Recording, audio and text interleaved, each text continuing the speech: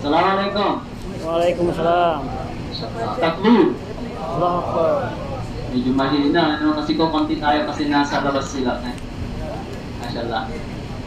Medyo wala yung hadiah. Unawaan natin mga kapatid yung announcement. Kaya, inshallah, hindi yun mababago. Pagkatapos ng kung bago magtuhor, dapat naihanda natin yung ating mga gamit. Lahat ng mga gamit nyo dyan, kung saan-saan dyan. Huwag yung kalimutan kasi hindi na tayo magbabalik dito. Malamang yung bus pag may naiwan, hindi yun babalik. Kaya inshallah.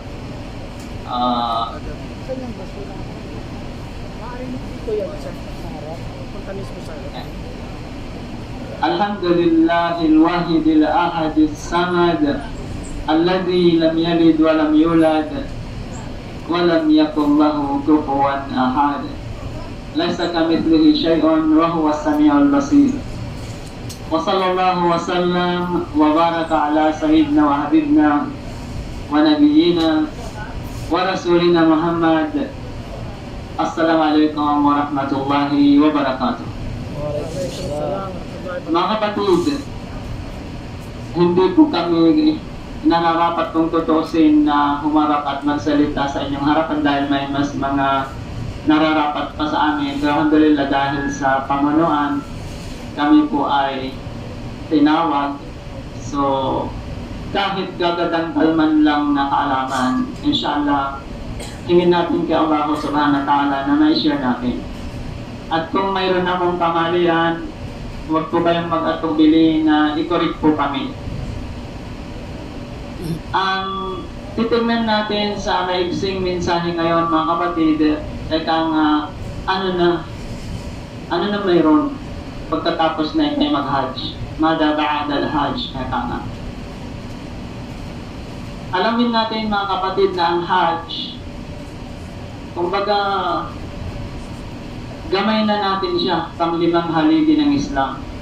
Sa isang banda, ayon sa mga pantas, na ang hajj ay isang uri ng tawbah. Tawbah is pagpabalik loob o repentance. Dapat, lalo na yung mga bagong Muslim, in-encourage ko kayo na pag nagbabasa kayo, ang vocabulary natin sa Arabic na mga terminologies, mahalaga na namimemorya ninyo. Kasi ang relihiyon nating Islam ay nagmula sa Arabic na teksto, particularly na mula sa Quran, mula sa Hadith. Nang sa ganun, kapag naririnig natin at nagagamit natin particularly sa da'wa, na ang hajj na ito ay isang uri ng pagbabalik loob kay Allah subhanahu wa ta'ala. Nung hindi pa tayo pumaparito, nangyari na kapag umrah na yung ilan sa atin at sure, talagang nag-umrah na sila. Na alam natin na yung umrah ay mayroon siyang 3 mga haligi, samantalang yung hajj ay may 4 na mga haligi. Na ang umrah ay maaari mong isagawa within kalahating araw lamang. O depende sa oras. Pag nandun ka na sa mikat point, pagdating mo sa haram, ilang oras na lamang masasagawa mo.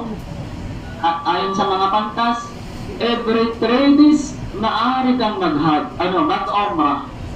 Every 3 days, maaari kang mag-umrah. Sa tanong na, gaano ba katalas mag-umrah sa isang araw? Pwede ba ulit-ulit? Sa narinig namin, sa mga nagturo sa amin, kasi hindi man kami nag-aaral sa mga universities na kilala dito sa Saudi Arabia, pero mayroon kaming pag-aaral din sa labas ng university, kumbaga. At ang estudyante, ang aming teacher ay estudyante ni Sheikh bin Baz, rahimahullah. At nangyari na yung aming nalaman ay talagang authentic yung pinagmulan mula sa aya ng Quran at bilang interpretasyon ng Quran, nandyan yung hadith, nandyan yung tafsir ng mga pantas, hanggang umabot sa atin kung paano nalaman ng mga Muslim na Arabo yung aral Islam, nalaman din naman na ibang mga tao, particularly non-Arab. At non-Arab tayo mga kapatid. So, itong Hajj, alam natin na apat ang kanyang haligi. At ginawa natin ito within mga ilang araw. Nagsimula nung A8, A9, A10, A11, A12 na ngayon, hanggang bukas. Makikita natin mga kapatid na within sa mga araw na ito, ay ang dami natin natutunan. Lalo na yung mga uugod-ugod. Hindi po yung matanda doon mga kapatid na uugod-ugod, kundi yung mga Muslim na mabagal sa kanilang pananaliksik o kumbaga yung kanilang pananampalataya ay maitatawag na 50-50 ba? Kung may kaibigan na Muslim, saka palang magaling. Kung walang kaibigan, kahit ano na lang, wala naman nakakakita. Tama mga kapatid, kung ang Hajj na ito ay isang uri ng pagbabalik loob kay Allah subhanahu wa ta'ala, hindi nga ba napaka-eager mo, yung sarili mo, nung nandoon ka pa lamang sa bus, o kaya nung ikaw pa lang nagpalista sa Hajj, hanggang nakarating ka na, hanggang nasa mikat ka na, hanggang nakarating ka na sa mga partikular na lugar dito. Hindi nga ba maya't maya may mga paalala sa atin upang ini-encourage tayo na ang ating mga niya o intentions ay kailangan lillahi subhanahu wa ta'ala. Kung saan ang ating mga intention, kung lumilihis siya, ay itinutuwid mo siya. Sa isang kisap mata, maaring mabago ang ating mga intention. Ngunit pag napapansin mo sapagkat sa mga kaalaman na naririnig natin, hindi nga ba renewable siya? Bakit ba mga kapatid? Wala wanta ay kana ang ating mga gawa kung hindi lillahi subhanahu wa ta'ala. Kanina natin narinig kanina sa paalala, pagkatapos ng salatud duhur, hindi ba, anong sabi ni Ustad, may dalawang kondisyon para matanggap ang ating mga gawa. Ano yun? Pangi bro? Oh, nakalimutan ni brother. Masyada. Jazakallah khair. Ikhlas at saka? Mashallah. Kailangan mukhlas ka. Ikhlas ka na. Nandun yung sinseridad. At kasunod na kailangan sundan mo ang ginawa ng Propeta sallallahu alaihi wasallam, yung mutaba'atul Rasul sallallahu alaihi wasallam. Pagka nag-combine yun mga kapatid, sapagkat ito ang itinuro sa atin ng Propeta sallallahu alaihi wasallam, ay walang salang inshallah tatanggapin ng kataas-taasang Allah subhanahu wa ta'ala ang ating mga gawa. Kaya ang Hajj na ito naglingkod para sa atin bilang isang paalala at isang repentance sa pagbabalik loob kay Allah subhanahu wa ta'ala. Pagkatapos ng Hajj, ano na ang mayroon? Hindi nga ba nung nasa Riyadh ka, nung nasa Daman ka, hindi ka nagsasala ng Fajr sa kanyang oras? Tama o mali? Oh, may sumagot. Tama daw. Pero nung nasa Hajj ka, nagsasala ka na ng eksaktang oras. Hindi ba ka ng Propeta sallallahu alaihi wasallam na ang pinakamainam sa mga gawain ay ang magsala ka sa takdang oras nito? Napakalaking bagay kapatid. Nakabilang tayo sa Hajj na ito upang i-remind tayo, ipaalala muli sa atin. Yung mga bago naman, kasi ang mga bagong Muslim, particularly, para bang sila'y isang esponha. Ano yung esponha? Okay, sponge na. Na ang esponha na ito, kapag ilagay mo dyan sa basa, kung ano man yan, mantika, grasa, tubig, malinis, o matumihinti niya, inaatrasan, ina-absorb niya lahat. Tama ba? Kaya dapat magkaroon ng tinatawag na pag-aaral, masinsinang pag-aaral ang isang Muslim, particularly yung mga ganitong gawain. Nakakalungkot nga lamang sapagkat marami, hindi lang ilan, ang nagkaroon ng tasrih o permit sa Hajj pero hindi sila nagtuloy. Sa anong kadahilanan? bumabalik tayo lagi doon sa tinadhana ng kataas-taasang Allah subhanahu wa ta'ala. Sila pa yung dahilan parang iba ay hindi nakapunta rito sa lugar na ito. Kung tutuusin, dahil ipinasok yung pangalan nila, yung hindi pinasok, hindi na nakasama. Tama mga kapatid, alhamdulillah, mapalad tayo, nagpapasalamat tayo, parang hindi tama yung mapalad, pinagpala. Okay? Pinagpala tayo sapagkat napasama tayo sa Hajj na ito. Mangyari may mangilan-ngilan sa atin na ilang ulit na siyang nag-Hajj. Pero mas marami, napakarami sa atin ang una mong Hajj ito. Nagampanan mo ba ng eksakto inshallah alinsunod sa turo ng Propeta sallallahu alaihi wasallam? Inshallah. Pero may mga nagsasabi, umulit ako next year, babawi ako. Inshallah, makakaulit tayo, makakabalik-balik tayo sa lugar na ito, sa gawain ito. Kaya lang, ito na yung unang Hajj. Yung kasunod later on ayon sa mga pantas ay magiging mustahab o sunnah na lamang siya. Alhamdulillah, naging Muslim tayo higit sa lahat na kapag nagsasala tayo, nagpa-fasting, higit sa lahat, nandito na tayo ngayon. Pero sa isang banda, kung titignan mo, sasabihin mo ba, kompleto na, Muslim na ako, nakapag-Hajj na ako. Tama ba mga kapatid? Hindi mga kapatid. Hindi natin titignan dun sapagkat ang kataas-taasang Allah subhanahu wa ta'ala ang higit na nakababatid, alam niya kung ano yung natapos mo, kung ano na kompleto mo, kung anong mayroon ka bilang Muslim ka. Alhamdulillah, relying tayo sa pagmamahal at gabay ng kataas-taasang Allah subhanahu wa ta'ala sa Hajj na ito. Alhamdulillah, napabilang tayo. Sa biyaya ng kataas-taasang Allah, ang mag-Hajj ka, sabi ng kataas-taasan sa isang aya, wa in ta'uddu ni'matallahi la tuhsuha innal insana la zalumun kafar. Kapag iyong bilangin ang biyaya ni Allah subhanahu wa ta'ala ay hindi, kung inyong bibilangin ang mga biyaya ng kataas-taasang Allah subhanahu wa ta'ala hindi kakayanin. Katotohanan na ang tao ay hindi makatarungan sa kanilang pagiging disbeliever. Sa isa pang aya, pagkat naulit pa ito, wa in ta'uddu ni'matallahi la tuhsuha innallaha lagafurur rahim. Kung titingnan natin mga kapatid, ang kataas-taasang Allah subhanahu wa ta'ala ay mapagpatawad, maawain. Alhamdulillah, kabilang tayo sa mga nag-Hajj at inshallah inaasahan natin na napatawad ang ating mga kasalanan, na nagbalik tayo doon sa pagiging katulad ng isang sanggol sa wika ng Propeta sallallahu alaihi wasallam. Man hajja falam yarfud walam yaqsud raja'a kayawmin waladathu ummuhu aw kama qala sallallahu alaihi wasallam.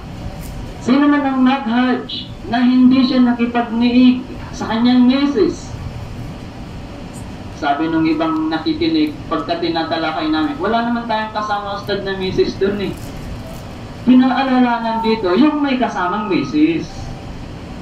Kapag yung kasunod na sugnay, hindi nakipagtalib sa kanyang misis at hindi nakagawa ng pakikipagtalo o malalaswa, mga ibang pangkaraniyo, katulad ng napapansin natin sa daan, nag-aaway sila habang naglalakad sa salita. Yun yung tinutukoy doon. Particularly, wallahu ta'ala na kapag hindi mo nagawa iyon, maayos, matino, sinunod mo ang mga aral, alinsunod sa mga payo, inshallah, babalik ka sa kalagayan na katulad ka ng isang sanggol na ipinanganak. Alam natin na wala pong kasalanan yun. Alhamdulillah, sana po ay mapapabilang tayo sa ganoong gantimpala. Amin tayo. Allahumma amin. Tignan nyo, amin, di ba? Tagalog na Tagalog, hindi po sa kanila. Tama ba mga kapatid? Siguro, idadagdag ko itong message na kasi bukas uwi na tayo eh. Susulungin ko na kaya lulubos-lubusin ko na. Sasamantalahin ko na, sabi nga ni Abu Ayman. Pero hindi po kami nang sasamantala sa ibang paraan. Kundi maagaw man namin yung oras ninyo. Hindi bali, minsan lang ito mga kapatid. Kaya yung cellphone mo, isarado mo muna kapatid. Baka hindi mo marinig yung magandang mensahe. Kahit makalimutan mo yung mga sinabi pa, kung sana sa 10 sinabi ng bawat nagsalita, mayroon ka man lang isang naunawaan at i-apply sa iyong buhay. Inshallah, higit sa lahat, tayo ay relying sa gabay at pagmamahal ni Allah subhanahu wa ta'ala. Hindi tayo umaakto alinsunod sa katalinuhan natin ayon sa pag-akala natin, kundi sa gabay ng kataas-taasang Allah subhanahu wa ta'ala. Nais ko lang idagdag, sapagkat ang karamihan ay parang sumisibol. Tingnan ninyo, kapag dating sa da'wa, maraming mga sumusubok nang sa ganun may parating ang mensahe ng Islam. Tingnan natin mga kapatid, ang mga tinatawag na, kasi ang dinadawahan natin, alam natin na non-Muslim, siyempre mga kababayan natin, Kristiyano natin din sila. Nais ko lang mag-share yung style ko ba, kung paano ko kinakausap sila. Gagamitin ko yung kanilang Biblia. Pero hindi tayo umaakto dahil nasa Biblia yung ginagawa natin, kundi nasa Quran mga kapatid. Nagkataon nga lamang na nasa Biblia rin nila. Kung alam mo ito, mas, inshallah, sa gabay ng kataas-taasan, mas madali mo makuha yung loob ng kinakausap mo dahil mamamangha, matatamimi siya. Yung kanyang mga argumento matitimbuang at matatambling nga. Sa punto na kung saan hindi naman natin miniminus yung kaalaman nila sapagkat ka-Kristiyano natin sila o kaya pastor sila. Tama ba mga kapatid? Halimbawa, yung sign ng tunay na relihiyon. Alam natin ang tunay na relihiyon ay Islam. 3:19 ng Quran. A'udhu billahi minasyaitanir rajim. Inna ad-dina 'inda Allahi al-Islam. Katotohanan ng pinili ng kataas-taasang Allah subhanahu wa ta'ala ay ang Islam. Hindi po ito itinatag ng tao, kundi Diyos ang namili at itinaguyod ng bawat propeta sa bawat henerasyon. Kaya ang ating relihiyong Islam ay relihiyon na ni Propeta Noah, yung 5 mga tinatawag na Big 5 na mga propeta na banggit sa isang versikulo. Take down notes. Yung nag-record din siya, alam, mayroon siya later on, pakikinggan muli. Sa chapter 42 ng Quran, verse 13, wika ng kataas-taasang Allah subhanahu wa ta'ala, syara'a lakum min ad-din ma wassa bihi Nuha walladhi awhayna ilayk kama wassayna bihi Ibrahim wama wassa bihi Ibrahim wa Musa wa Isa an aqimud din wa la tatafarraqu fihi ila akhir al-ayat. Ano ang kahalagan na pinakamalapit? Wika ng kataas-taasang Allah subhanahu wa ta'ala kay Propeta Muhammad, syara'a lakum min ad-din. Kinakausap niya dito ang Propeta Muhammad at ang mga tagasunod ng Propeta o umma na ito. Itinagubilin sa inyo ang relihiyon na tinagubilin na kung paano na tagubilin kay Noah. Nabanggit yan ng sa 42:13 ng Quran. Katulad na kung paano itinagubilin sa iyo. Sabi ng kataas-taasan, kanino kay Propeta Muhammad? Kung paano rin tinagubilin ang relihiyong ito kay Abraham, kay Moses, at kay Jesus, nabanggit ang 5 mga propeta. Itaguyod ninyo ang relihiyong ito at huwag kayong magkakawindang-windang. Magkakawindang-windang, ibig sabihin magkakasalpok-salpok, kakaiba-iba, kung ano-anong particular na mga konsepto. Kristiyano ka, halimbawa, Katoliko ka, Iglesia ka, saksi ka, doon mo napapanggitin yung kausan kung kuwanto sawang salpukan, kuwantis to tiyambang kaligtasan. Saan ka roon? Kung di ka nag-Muslim, saan ka makikiwindang doon? Ang dulod na napili tayo. Naging Muslim tayo sa gabay ng kataas-taasang Allah subhanahu wa ta'ala. Itinaguyod din natin ang relihiyong ito na hindi tayo nakikipagwindang, particularly doon sa very first of the commandments. Very first, very creed of our pananampalataya. Hindi nga ba ang first of the commandments